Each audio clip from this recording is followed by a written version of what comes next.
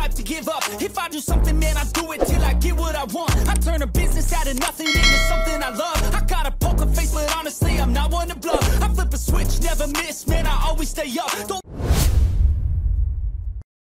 So what's up mga ka-winner, ito muli ang inyong lingkod si Franskal Vlog.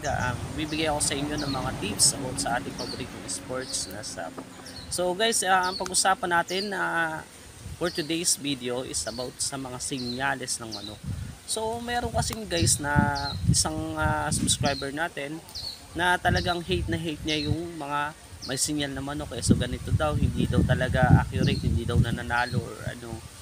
Kung ano mang pag halimbawa in case na ilaban daw niya sa event is talagang totally ano daw talaga 0% na hindi makalusot. So guys, ngayon pag-usapan natin kung bakit nangyayari yan guys.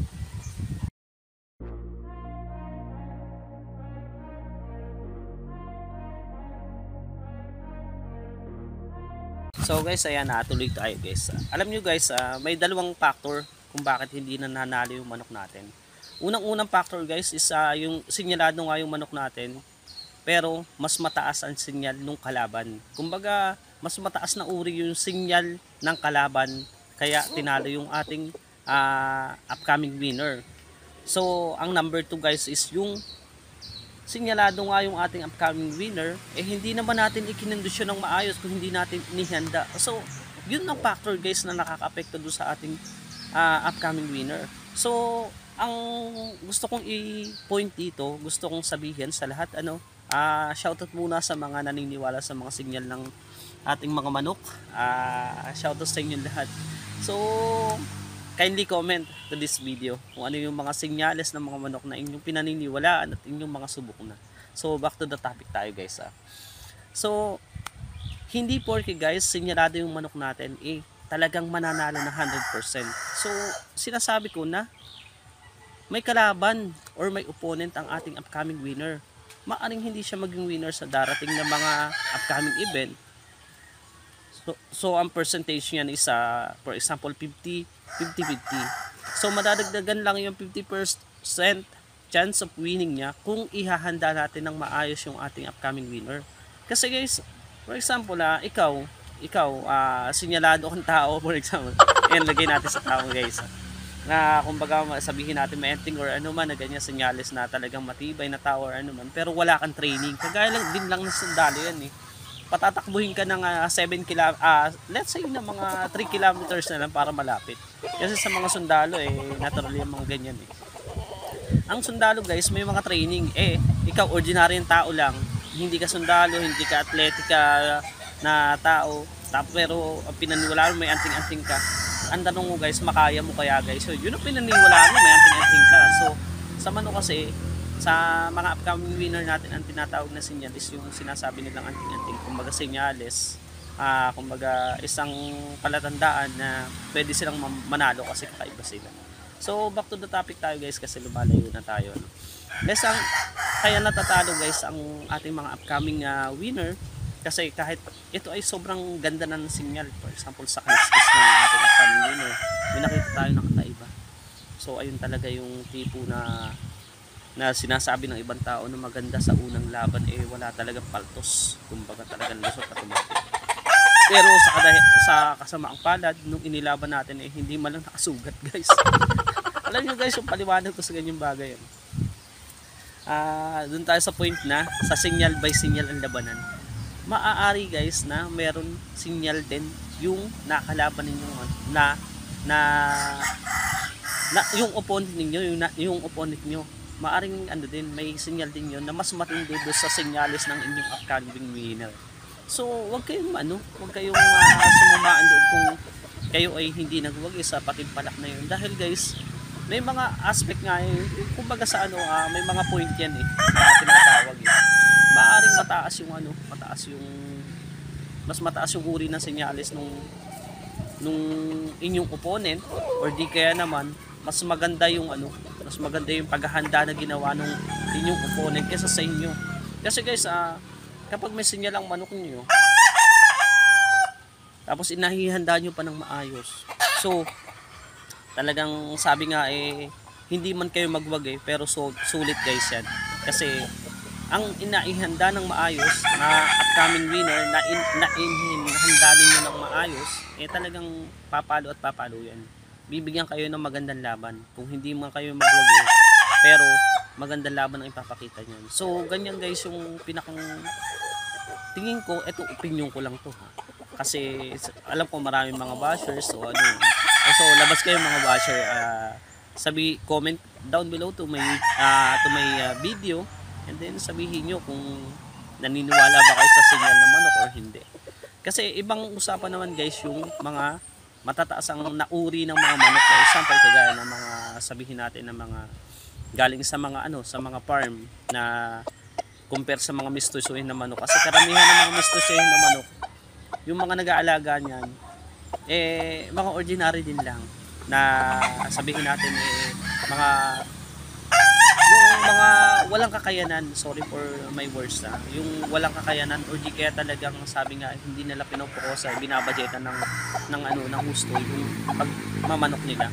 Kaya ko guys, simple lang naman ako nag-aalaga, nagre-raise ng nag-breed ng mga paboritong mga alaga. So sa akin, hindi mahalaga sa akin yung yung lahi. Ang sa akin pag kinakitaan ko ng ng potential. So sige, okay, go tayo diyan. Lalo na kung nakita ako ng senyales, and for example sa kaliskis sa buong bahagi ng katawan niya, nakita ko kaiga. Tapos yung manok naman masasabi mo na yung upcoming winner naman na yun na napili ko, masasabi ko na maayos naman ang balansyado naman, hindi apektado ang laro doon sa bagay na nakita ko kakaiba doon sa katawan niya. So kinikip ko yun. So marami na akong napatunayan na sa sarili ko, kasi ito hindi ako makapagbigay sa inyo ng mga videos, pero may mga this coming event, kung sakaling sana pala rin, di ba, i-share ko sa inyo by private message. So hindi natin pwedeng i-upload dito sa YT, syempre may higpit ang ating lolo, baka maano tayo dito. So yun guys ang aking kasagutan doon sa tanong na yun. At saka ina-advise ko na huwag sumama ang loob ninyo. Kung halimbawa natalo na hindi kayo nagwagi sa patintalak na yun. Kasi yung opponent nyo, maaring yun ay may mataas ang sinyal kaysa doon sa inyong upcoming winner sana, pero hindi siya nagwagi. At sa paghahanda guys, ito ang pinakamagandang gawin. Kahit sinyalado yung manok natin, syempre sinyalado yan, yun ay sampalataya tayo dyan, na yan talaga lalo na sa unang laban, yan ay talaga lulusot at lulusot yan.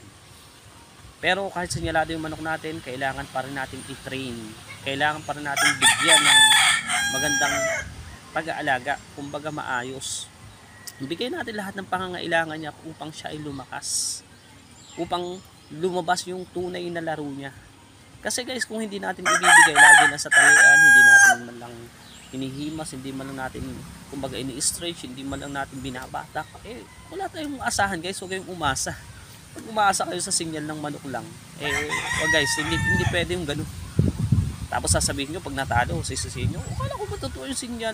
Guys, mali yun guys. Ang kailangan bago mo pagtagumpayan ng isang bagay, kailangan mo rin paghirapan, kailangan mo rin kumbaga mag-effort. Hindi naman sasabihin natin na ano ka, si Juan tamad na nakanganga ka lang doon sa babagsak ng bayabas. Guys, kailan pa mangyayari yung ganung bagay? Kalimitan nung guys, naunahan ka pang kunin ng ibang tao pag ganun ang ginagawa mo, yung abang lang. Pero kung ikaw mismo ang gagawa ng paraan para makamit yung inaasam mo na tagumpay, guys, saludo ako guys. Yun ang pinaka 100% na gawin natin sa lahat ng oras guys. So pangarap natin maging winner sa mga darating na event. Pag sumikapan natin, gawin natin ang lahat para mapalakas yung ating mga upcoming winner na inihahanda. So kung hindi natin gagawin na palakasin sila, kumbaga yung chance bababa. Kumbaga sabi ko nga sa inyo, 50-50. Yung 50% na chance na yun, sa kalaban yun. So yun sa'yo, 50% na chance din. So dadagdagan mo ng effort na pagbabatak doon sa manok, pagbibigay ng mga supplements na kailangan nila para upang sila ay mapalakas. Mabibigyan siya guys ng another 20% or 30%. Let's say 30% para mataas, hindi equivalent to 80% na. So ang kalaban, ang opponent nyo is mababa na yung percentage para manalo sa inyo. So yun guys yung iano ko sa inyo guys, ibigay nyo ang pangailangan ng inyong mga upcoming winner at pinakamahalaga talaga yung may training sila at sanayin sila, kasi ang pagkakondisyon ng mga upcoming winner natin naandyan yung physical, yung mental, at saka kung hanggat maaari guys yung ibig sabihin naandyan yung pananampalataya mo, yung tiwala mo sa kanila guys, na kumbagay makakamit nila yung tagumpay do sa event na yun. Kasi kung wala kang tiwala do sa upcoming winner mo, bakit ganun no? Bakit ka sasali sa ganung event? Kailangan natin yung tiwala mo. So ginawa mo lahat 100% yung tiwala mo. So ang isa pang powerful, syempre kahit sabihin natin na nagsasabong tayo or naman, prayer pa rin.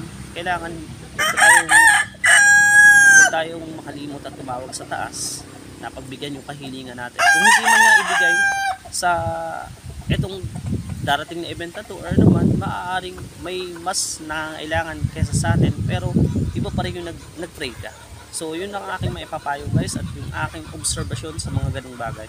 So malinaw kung nasagot yung katanungan. So nasa sa atin pa rin ang ikaka-winner ng ating mga upcoming winner na mga inihahanda. So good luck sa ating lahat. So more winning to come sa ating lahat, at God bless. Thank you for watching to this video, and don't forget to share, like, and subscribe to my YouTube channel, at comment down below sa mga pilis sa senyales ng mga. Salamat sa panonood.